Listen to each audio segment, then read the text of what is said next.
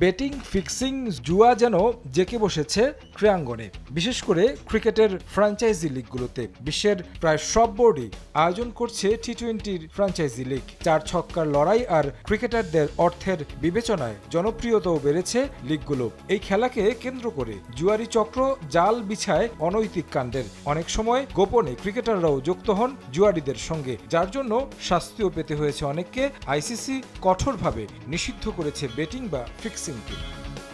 তবে যারা প্রতিযোগিতামূলক ক্রিকেট ছেড়ে দিয়েছেন তাদের অনেককে এখন দেখা যাচ্ছে বেটিংয়ের বিভিন্ন অ্যাপ বা ওয়েবসাইটের বিজ্ঞাপনে অংশ নিতে। সংস্থাগুলোর মোটা অঙ্কের টাকার প্রস্তাব সামলাতে না পেরে নৈতিকতা বিসর্জন দিয়ে জড়াচ্ছেন বেটিং সাইটের বিজ্ঞাপনে। এমন কাণ্ডে জড়িয়ে এবার ফেঁসে গেছেন ভারতের 2 সাবেক ক্রিকেটার। শিখর ধাওয়ান ও সুরেশ রায়নাকে তলব করেছে দেশটির এনফোর্সমেন্ট ডিরেক্টরেট ইডি। 11 কোটি 14 লাখ রুপির সম্পদও জব্দ করা হয়েছে তাদের। নিষিদ্ধ বাজির অ্যাপের বিজ্ঞাপন ও অর্থ পাচার মামলায় তদন্তের স্বার্থে তাদের বিরুদ্ধে এই পদক্ষেপ নেওয়া হয়েছে।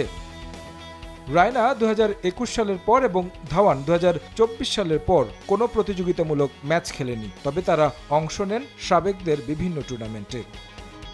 বাংলাদেশি অলরাউন্ডার সাকিব আল হাসানও এবছর কয়েক দফায় তার ফেসবুক ও ইনস্টাগ্রাম পেজে 1xBet-এর বিজ্ঞাপন প্রচার করেছে। জুয়া বা বেটিংয়ের ফলে শত শত পরিবার নিঃস্ব হচ্ছে, একইভাবে ক্ষতিগ্রস্ত হচ্ছে দেশের অর্থনীতি। শত শত কোটি টাকা পাচার হয়ে যাচ্ছে দেশের বাইরে। সম্প্রতি ভারতে ক্রীড়া আইনের বাইরে ফিক্সিং, জুয়া নিয়ে রাষ্ট্রীয় আইন করার দাবি উঠেছে। বিসিসিআই ক্রিমিনাল কেস হিসেবে বিষয়টি দেখার অনুরোধ করেছে। এরই মধ্যে ভারতের 2 সাবেক 1xBet-এর সরাসরি প্রচার না করলেও তাদের হয়ে সারোগেট বিজ্ঞাপন করেছিল।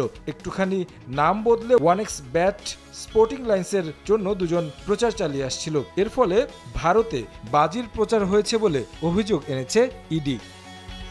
তারেক হাসান শিমুল, সময় সংবাদ।